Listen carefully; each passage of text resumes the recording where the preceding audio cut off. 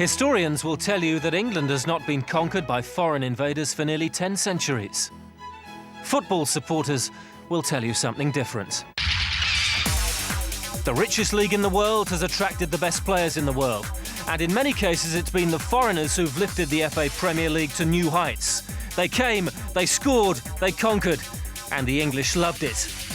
This, the last season in the 20th century in the country where the game began, has seen a blend of the best of British and the multinationals produce one of the most exciting campaigns ever witnessed.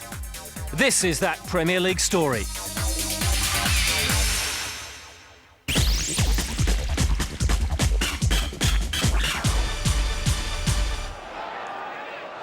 It was an 18-year-old Englishman who dominated the early headlines, Michael Owen, a World Cup hero in France, and on the opening day of the season at Southampton, the Liverpool superstar struck again.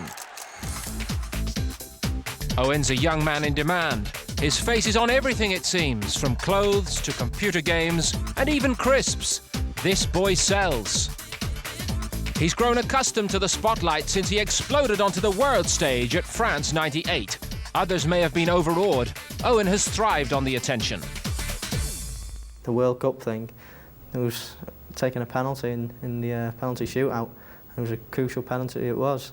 I don't think anyone could explain the feeling that it's going through you, but you want to do it, even though you're putting yourself under a lot of pressure. That's just the way I am. I can't understand people that are happy to just do very little and just keep out of it. I like to take responsibility and I do well.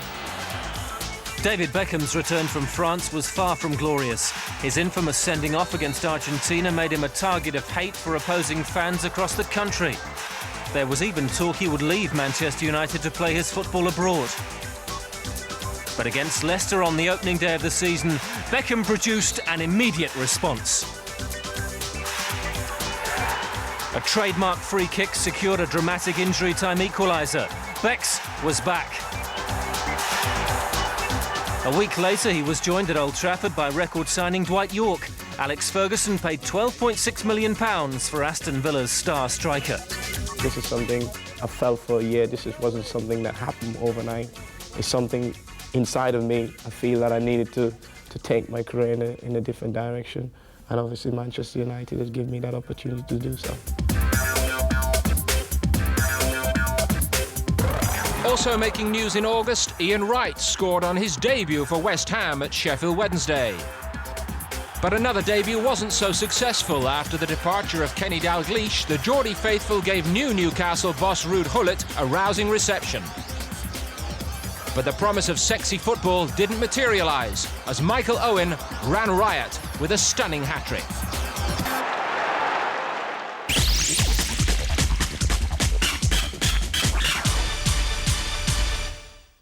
A September shock, Rupert Murdoch's Sky Television Group made a bid for Manchester United, the richest club in the world.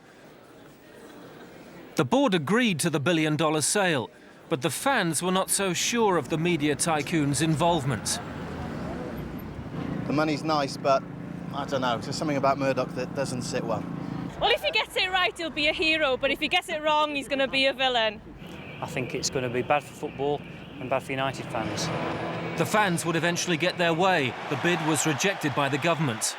On the field, Premier League newcomers Charlton Athletic were doing their best to ruin Dwight Yorke's home debut. Charlton started brightly enough, with Irish international Mark Kinsella breaking the deadlock on 32 minutes.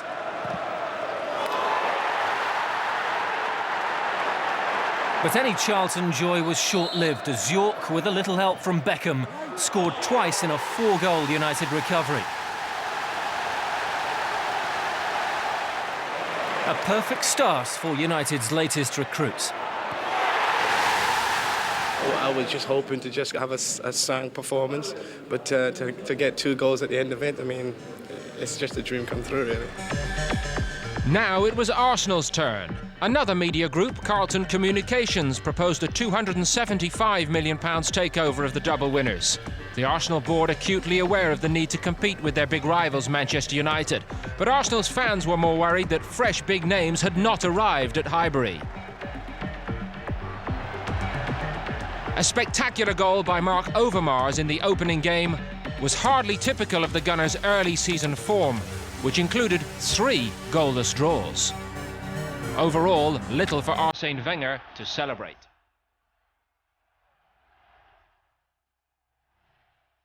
A World Cup hangover, the failure to strengthen the squad, and players like Emil Heskey breaching that famous defence. But at least they weren't losing, and Arsenal still had the ability to produce the spectacular.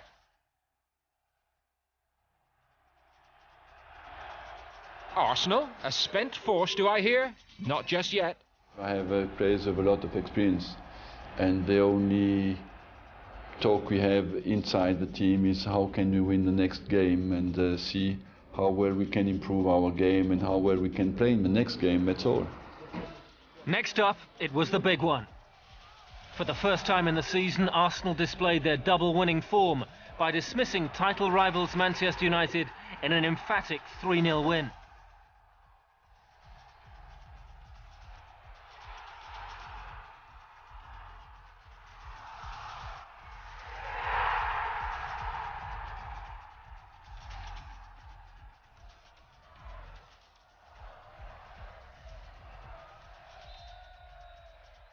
Even new Swedish signing Freddie Lundberg got in on the act, scoring on his debut. It was championship stuff.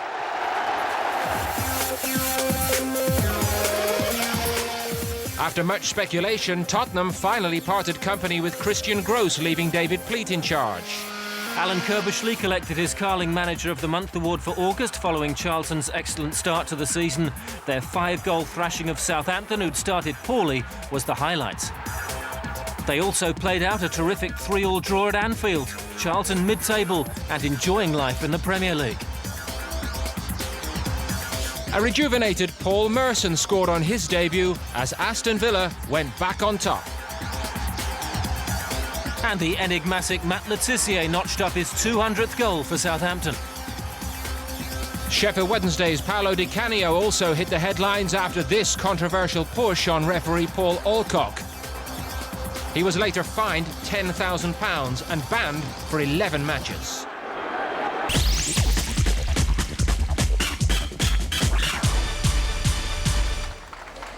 When Leeds United came south to play Tottenham Hotspur, there was much more involved than 3 points.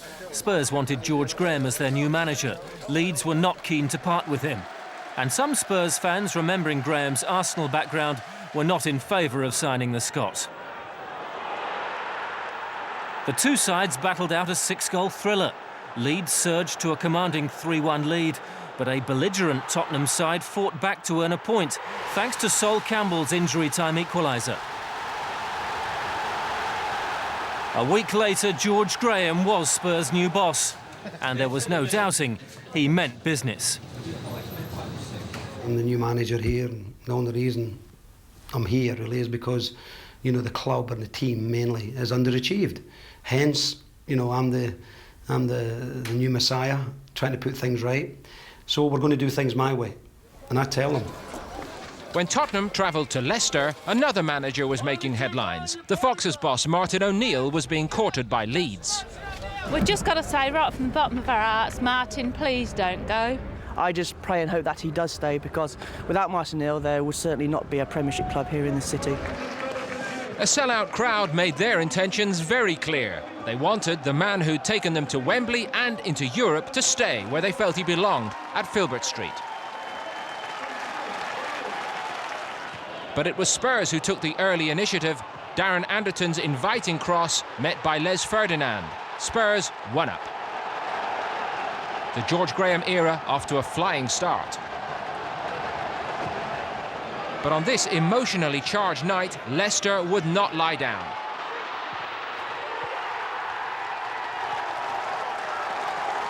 Emil Heskey's third goal of the season levelled the scores. Muzzy Izzet's superb strike brought the whole ground to its feet. A fitting end to a dramatic night at Filbert Street. One of the goals of the season, and the news was even sweeter after the game that O'Neill had made his decision. Decided to stay at Leicester City Football Club. Monday night's reaction of the crowd, very influential. You won't hear a peep from me now until the end of the season to see where we are.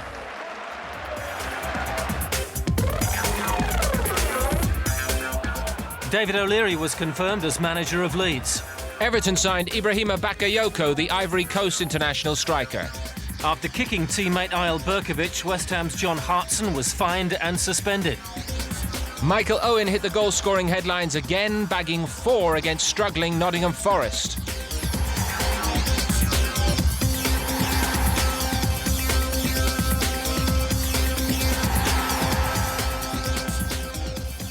And after his period at an alcohol rehabilitation centre, Paul Gascoigne made his comeback for Middlesbrough. Colombian Hamilton Ricard's early days on Teesside had seen him struggling with both the language and his form. But the new season saw him discover confidence in his English and his game. With 8 goals, Ricard was the Premier League's joint top scorer. The ball? Yeah. Hamel! Very good, Hamel. Fantastic. Oh. Estoy con mucha confianza. I'm full of confidence now. I feel much more relaxed player, and so don't have any trouble scoring goals. Those 2 goals against Tottenham really boosted my confidence, and since then, things have really worked out well. I have the support of the coach, the manager, my teammates and the fans. That's so important to me at the moment. Eso es importante.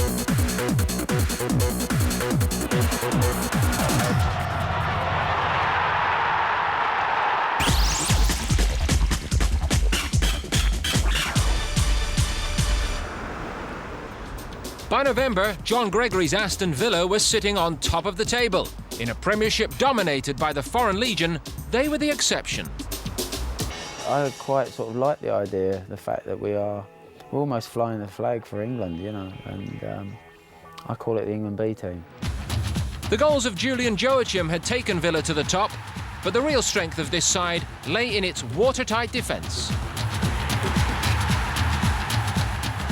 We've only let 1 goal in their first 6 league matches, which is an exceptional record. But we've defended as a team. Midfield players have done an excellent job for us, and so have the front 2. And that's why we've been successful. Everybody's been working together. In November, Gregory paid Coventry £5.75 million for striker Dion Dublin. 7 goals in his first 3 games was the immediate return for Villa.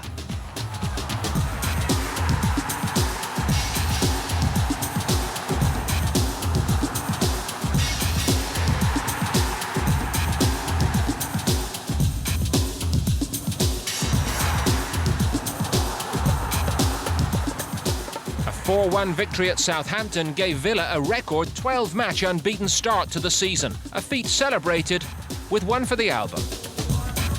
That's what the photo was all about after the game.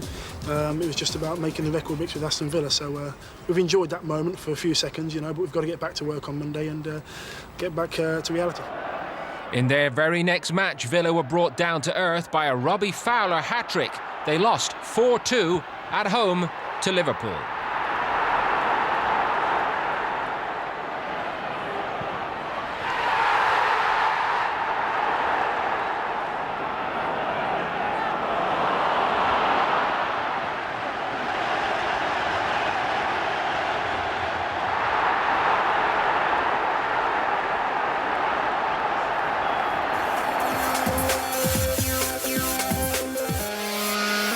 Roy Hodgson was sacked by struggling Blackburn Rovers. His replacement, Manchester United #2, Brian Kidd.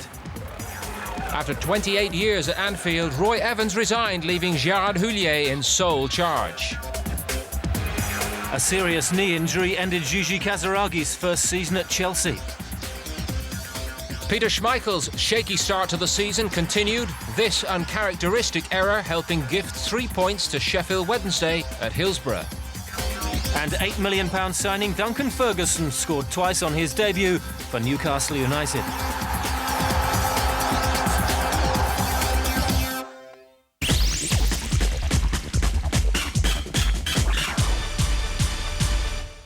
Blue is the colour. Bleu c'est la couleur. Fargen è blå. Blu è il colore. Chelsea were enjoying one of the best runs in their history, unbeaten since the first day of the season and in strong championship contention. With a squad of international superstars drawn from more than 10 countries, many had doubted their ability to achieve a cohesive team spirit. We don't have any problems. The boys respect one another. They speak English amongst themselves, which is our official language. We enjoy ourselves. We laugh, but we all have the same aim. And that's to make Chelsea a successful team, and that unites all the different nationalities.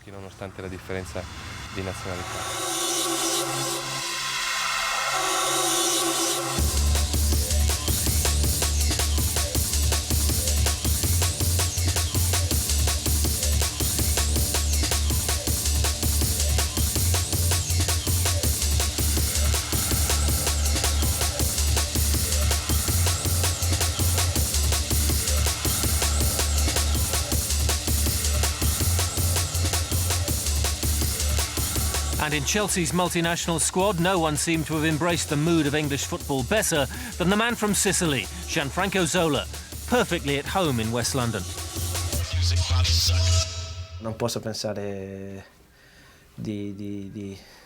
I really couldn't see myself playing for another club.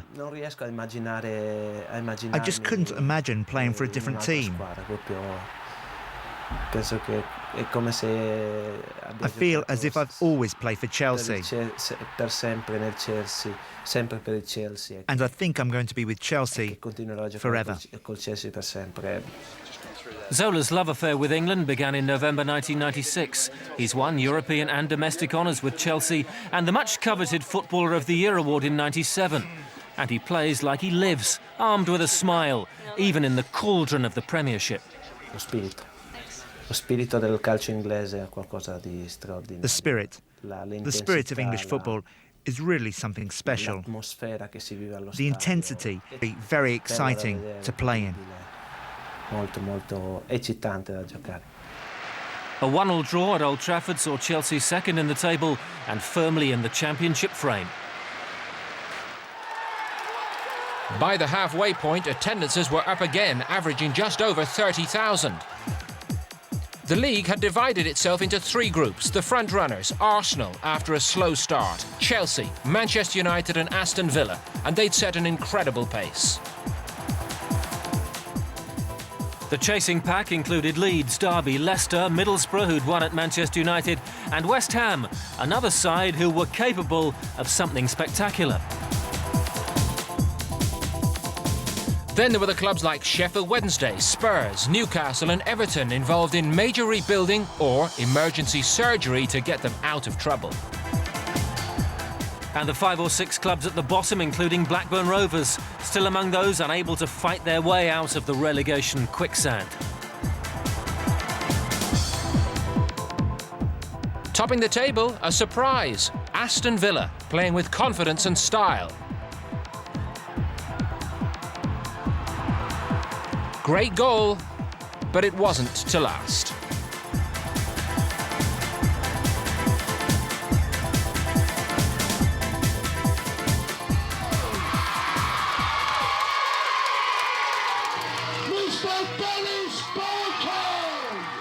Although Christmas is a busy time in English football, there's no break for the teams. Indeed, there are extra fixtures. It's also a time, traditionally, for players and younger supporters to get together. In England, it's normal, but in France, it's very difficult to get that because clubs and players are so far from the public for the fun. Like many of his Premier League rivals around the country, Brian Robson and the Middlesbrough players paid a visit to children who are seriously ill or unlucky enough to be in hospital over the holiday period.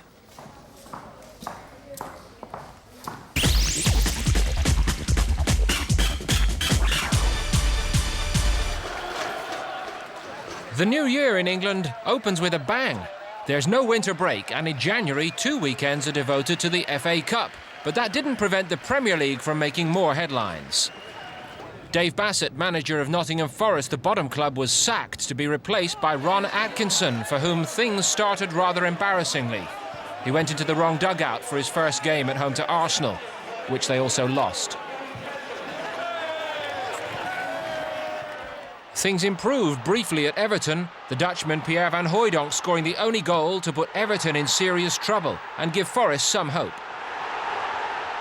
It was a very, very happy dressing room. And, you know what I'll say to the boys, you've sampled both sides of it now. Which do you prefer? There was a welcome league goal for Alan Shearer, his first since the end of September. It helped defeat Aston Villa, who was suddenly flagging. And they lost defender Ugo Ekiog with a serious head injury. Coventry announced plans for a new multi-million-pound stadium complex, but that didn't exclude them from the relegation fight. Although Darren Huckabee's 6 goals in 2 games in the Cup and League put a temporary smile on their supporters' faces.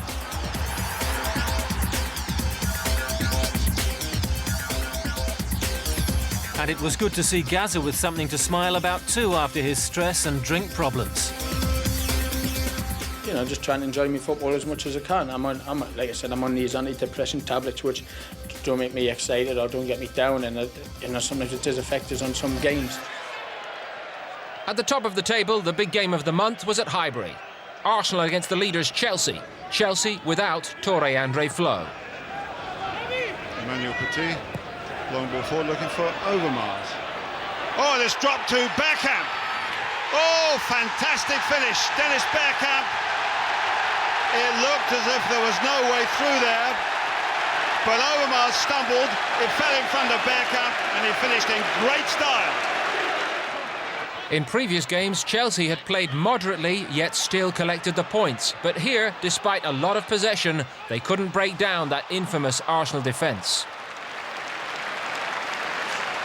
1-0 to the Gunners, Chelsea's first defeat in the league since the opening day of the season. Meanwhile, a floodlight failure at Old Trafford was hardly typical of Manchester United's month. 10 goals against Leicester and West Ham, FA Cup wins over Middlesbrough and Liverpool, with dramatic late goals to clinch victory. And the same against Charlton at the Valley in the league. Now Paul Scholes for Manchester United. That's a great little ball, and danger here, it's a goal! Unbelievable finish! Dwight York scores what is surely the winning goal for Manchester United. And how important will that goal prove to be at the end of this Premiership season? It's not easy up there, we know that. I think that looking at the league now, it's got tighter after today. Arsenal have got another victory, and that gets them within 2 points of us, and 1 point behind of Chelsea and Aston Villa, and it's very tight up there. This programme is sponsored by Bet365.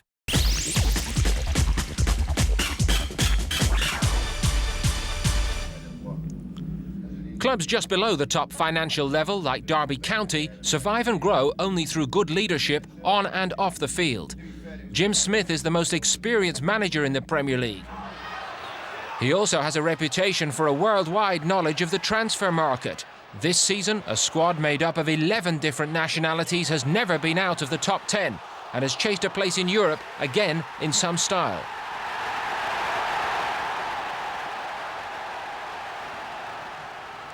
They play in a new stadium.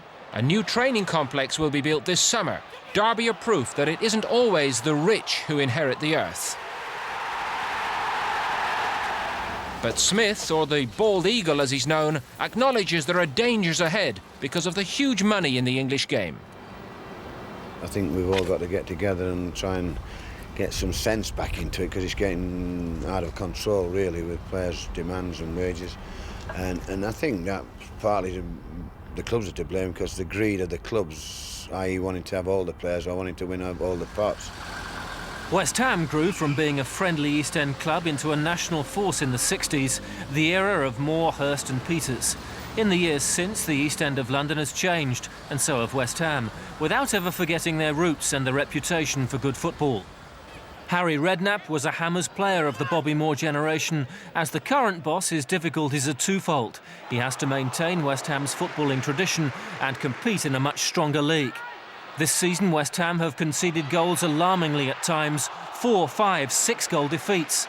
They've also won a number of games spectacularly and stayed near the top. I mean, I've got a good team now that is certainly a top half of the Premier League, if not better.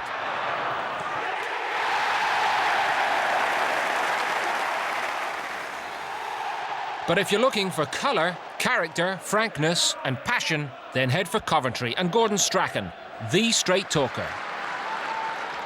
Obsessed with the game? I'm not obsessed with the game. Not at all. I'm in love with the game. That's different from being obsessed. If you're obsessed with something and you don't get it, then you become a crackpot. In fact, in a world of double talk, agents, millionaires and prima donnas, Strachan, the fiery Scot, is a breath of fresh air. He'll tell you honestly that Coventry have largely been a disappointment this season. The loss of Dion Dublin hit them hard, although they did manage to pull themselves out of relegation trouble in the end. Strachan, though, a great player and a winner himself, is under no illusions. We'll never win the league. We can never win the league. But what we can do, at one maximum with the facilities we've got at this club, the facilities we've got to get, the players we should have, this club can possibly get into Europe. That's a maximum.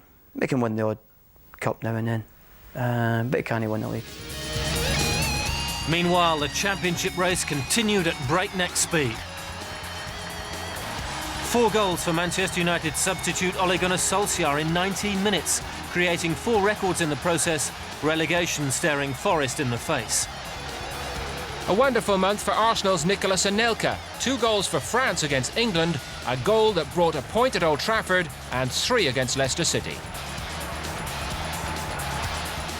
But troubles for Gianluca Vialli. Chelsea, unbeaten in February, saw their injury list grow, and the tension showed as Vialli was sent off against Blackburn.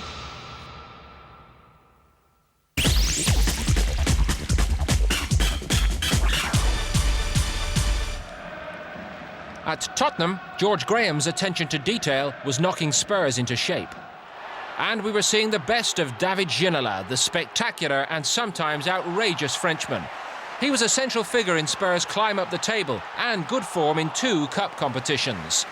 Graham, though, was looking for more. If I was being hypercritical, I would just say for the talent that he's got, he should be scoring more goals, and there should be more end product. But some of the stuff he does on the pitch, especially this season, is worth the admission money alone. He's really an entertainer, and I've just got to try to get that entertainment into a more productive vein. Although Ginola made many of the headlines, he was the first to recognise Spurs' overall improvement. This year, I think we've shown and demonstrated that we're capable of being a unified team with a great spirit. We have a great spirit and talented players. Players not only capable of winning, but able to defend and fight on the pitch, but also players capable of putting on a show for the fans. And more than anything, the fans at Tottenham appreciate stylish football. When Spurs beat Leicester at Wembley in the League Cup through Alan Nielsen's late goal, it was their first trophy since 1991 and Ginola's first in England. Later, he was to pick up 2 personal awards as choice both of the Players' Union and the Football Writers as Player of the Year.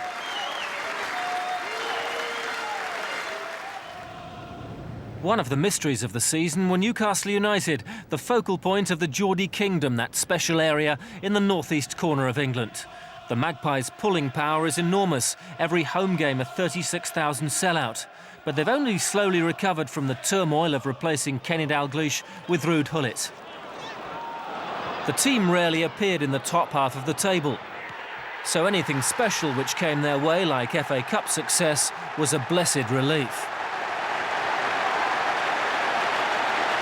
But Gullit is a long way from being satisfied. It is better now, and we have to continue doing what we're doing now. But we are not right now where we want to be. A guaranteed UEFA spot and a Wembley appearance have eased the burden. But 13th in the league is not enough for Newcastle.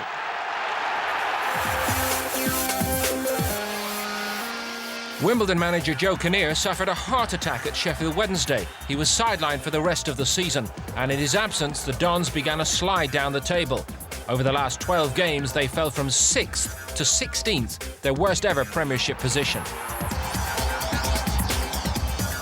Cup commitments meant that Manchester United played only 2 league games in March. They won them both, one thanks to a rare goal from fullback Gary Neville.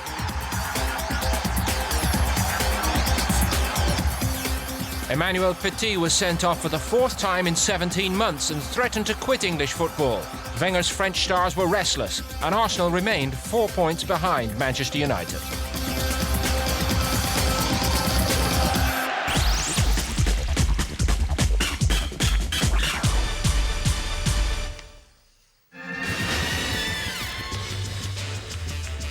South Yorkshire, the city of Leeds, where one of the most cheerful stories of the season had emerged. Not only a winning team, but a young one, taking a few risks and making new friends. George Graham had built the foundations. David O'Leary, in his first job in charge, had immediately taken things further. He was new to the role, but not to the club. He's always been there from the start when George Graham was there. But since he's taken over, I think we've all got more confidence in ourselves, and we're playing our own stuff, and we know that we can do it. I mean, George Graham, he taught us to close down and everything and that, win the ball back. And now the boss is just saying, once you get that, just express yourself. And now we're realising we can do it, and we can cause teams problems as well. Leeds have always had a strong youth policy, although it hasn't always produced football like this. O'Leary had taken a chance on making the youngsters the focal point of the team. He's very calm on the surface. I mean, he's very strong with the youngsters especially. I mean, he's brought them in and they've responded, and he gives them respect, and he gives them a lot of praise for the work they do. But he does expect high standards, and he does keep right on top of them. Also on the back of that, he does keep on at the older players as well to actually look after the youngsters on the pitch, and hopefully that seems to be working. They've gained valuable experience the hard way this season in the UEFA Cup and domestic knockout tournaments, which carry much more importance in England.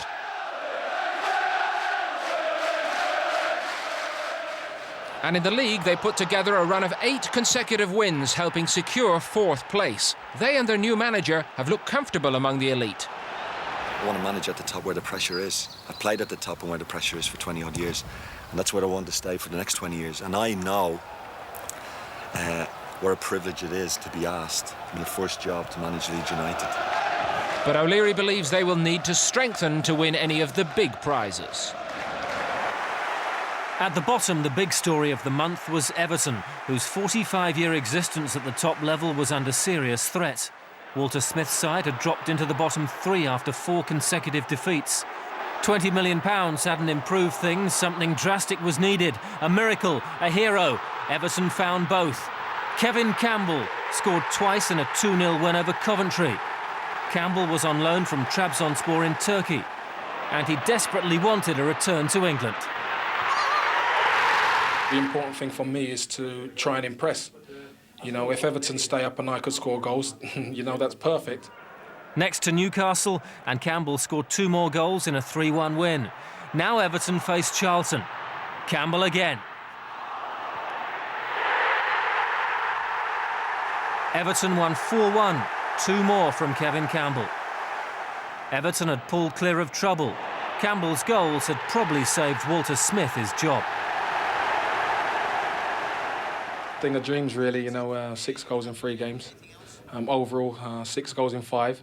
So obviously, I'm pleased, and I'm sure the management and the fans are pleased. Next home game, he scored 3 in a 6-0 win over West Ham. 4 wins in 5 games. Superman lives at Goodison Park. In the championship race, Gigi Casiragh's only appearance of the year at Stamford Bridge was to thank the fans for their support during his long absence from injury, leaving Chelsea to rue their lack of firepower.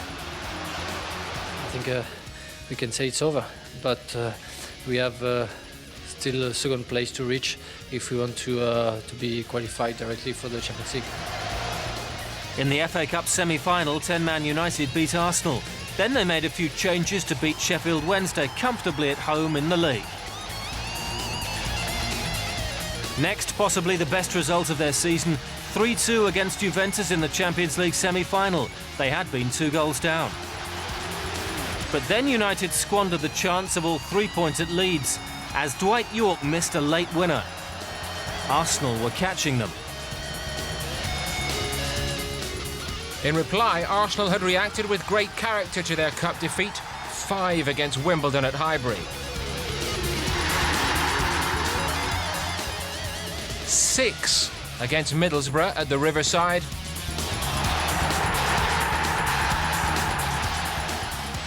If only they'd had Kanu all season.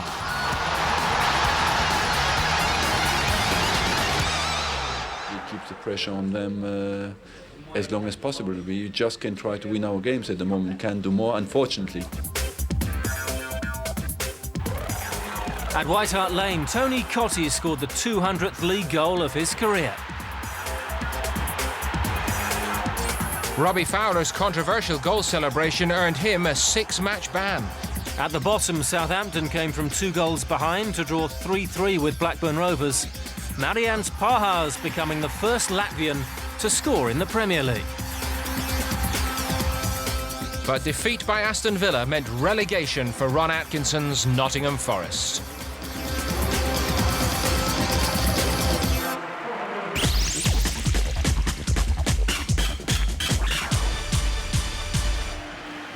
So after 9 months' drama, the big issues would be resolved in the last 2 weeks. Going into May, this is how it stood at the top, with a handful of games to play. At the bottom, Forest were already relegated. 2 from the next 6 would join them.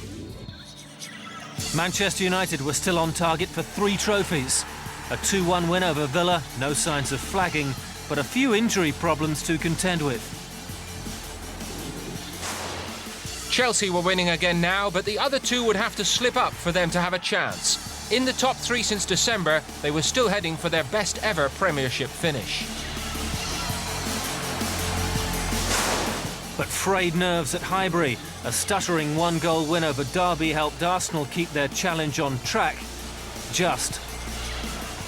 So no change at the top, but games were running out. Next, some big midweek fixtures. Arsenal against Spurs at White Hart Lane, and against their North London rivals, the Gunners suddenly relaxed and played some outstanding football. The key factor, the uncanny ability of Dennis Bergkamp, just back from injury, to exploit the pace and finishing of the players around him. Arsenal made a very tough fixture look easy. Again, Bergkamp the inspiration, Anelka's coolness too much for Spurs. Like last season, Arsenal seemed to be thriving on the pressure and getting better and better. And when Kanu came on as a substitute to demonstrate his exceptional skills, the night was complete.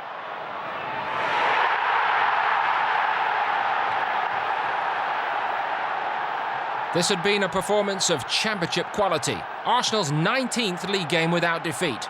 Could Manchester United match that?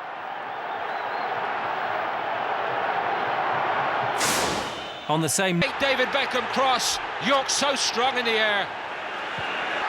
David... Could be Liverpool's way back into the game. United do not like this decision. And all in front of the Kop.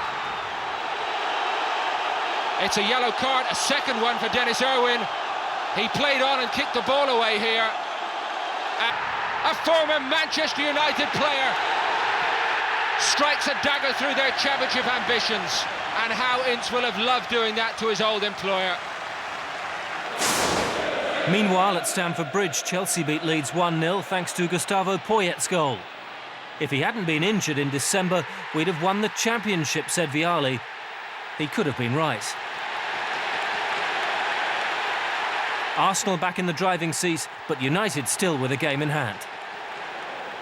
It was to the Riverside next, where United faced Middlesbrough, the last club to beat them in the league back in December.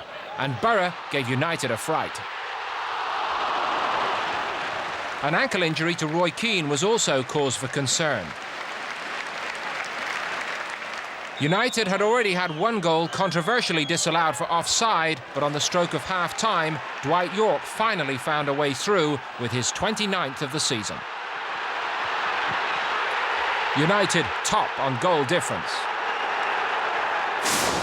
At White Hart Lane, Chelsea and Spurs fought out a thrilling 2-2 draw, marked by some great goals. But the result effectively ended Chelsea's title challenge. The pace had been just too hot. Arsenal's chance to go ahead came a day later at Elland Road. Here's Batty. So close. Now Beckham shot. Great save. Arsenal looking stronger. Martin again. Kuhl hits it. Wonderful save by Seaman. Smith's going to get it. Oh, penalty. Ian Hart. Oh, he's hit the bar now, Hasselbank. Arsenal survive. Anelka. Kanu. Diawara. Off the line by Woodgate. They're missing a few chances. Still pressing. Up goes Diawara. Leeds still full of running. Here's Hart. Great cross. Hasselbank. Leeds ahead. 5 minutes from the end. And Arsenal have suddenly lost the championship initiative. Leeds, the winners here. With a game in hand, victory at Blackburn would virtually guarantee United the title. The stakes at Ewood Park were high. Blackburn had to win to have any chance of avoiding relegation. They'd lost here to Nottingham Forest 4 days earlier and been heavily criticised by their manager. For Brian Kidd, Alex Ferguson's assistant for 8 years, this was a new and painful experience. With captain Roy Keane injured, United were in strangely muted form, despite the welcome return from injury of Ryan Giggs. Blackburn have had their injury problems all season. They fought hard, but were too anxious, too tense to take any of the half chances that fell their way. A goalless draw was not a disaster for United, but it confirmed relegation for Blackburn Rovers, Premier League champions just 4 years earlier. They never recovered from a poor start, and for the man who pumped £78 million of his own money into the club, it was a personal tragedy. Jack Walker's dreams had died. Dave Jones' Southampton had been in the relegation zone all season, but he always claimed they would make it 22 consecutive years in the top flight. And James Beattie's outrageous goal against Leicester indicated that confidence among the players was just as high. It's definitely the most important goal I've ever scored. It gave us 3 points and lifted us out the bottom three for the first time this season. And when Southampton's Matt Le Tissier scored from a corner against Wimbledon, they knew that with a victory in their last game, they'd survive. But Charlton wouldn't lie down either. An amazing 4-3 comeback victory away to Aston Villa with only 10 men reconfirmed the spirit and fighting power they'd showed all season. If they won their last game and Southampton drew or lost, Charlton would survive.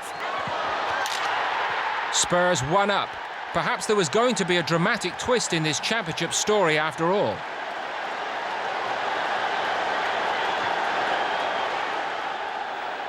And the Spurs keeper Walker was now starting to redeem himself.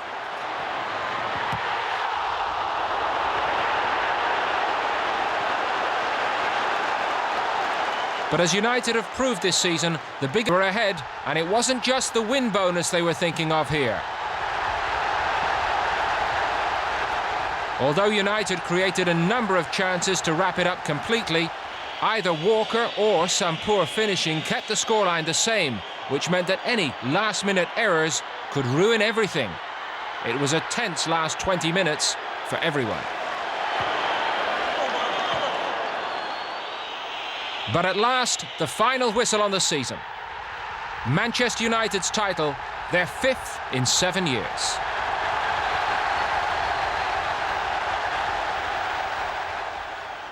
At Highbury, the Arsenal faithful had been hoping their North London rivals would do them the ultimate favour. The Gunners' job was simple. They had to win and then pray United slipped up. But Villa wanted to finish 5th.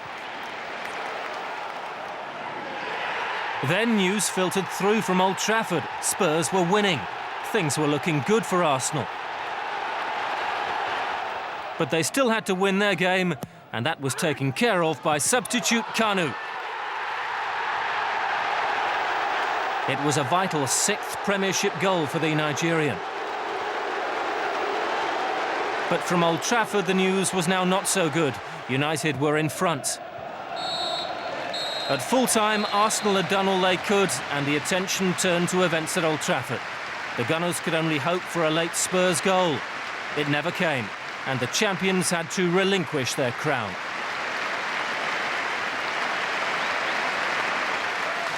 Similar scenes of despair across London at the Valley. Charlton's 1-0 defeat at home by Sheffield Wednesday sent them down.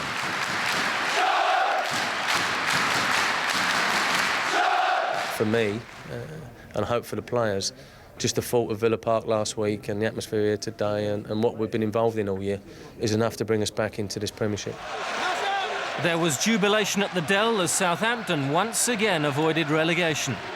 A 2-0 victory over Everton preserved their Premier League status, much to the delight of everyone at the club. Since the turn of the year, the players have been absolutely magnificent. We've been totally focused on what we had to do. We knew 41 points was the safety margin, but I wouldn't like to go this tight again, to be fair. In the end, Southampton finished 5 points clear of the relegation places. Once again, 2 of the promoted sides failed to make the grade. Charlton and Nottingham Forest relegated with big spending Blackburn Rovers. At the top, Manchester United and Arsenal set a relentless pace. Chelsea qualified for the 3rd Champions League place. Leeds go into the UEFA Cup. Back at Highbury, no silverware for the Gunners, but the manager, as ever, gracious in defeat. Just to congratulate Man Utd, they had a great season as well, and I would just can say today that I'm proud as well of my players because they made 78 points today again this season. We had the best season, the best defence in Europe, and we lost only 4 games, and we had an outstanding season. But at Old Trafford, great celebrations, a few regrets, but Peter Schmeichel had bowed out on a high. And Alex Ferguson acknowledged Arsenal's quality.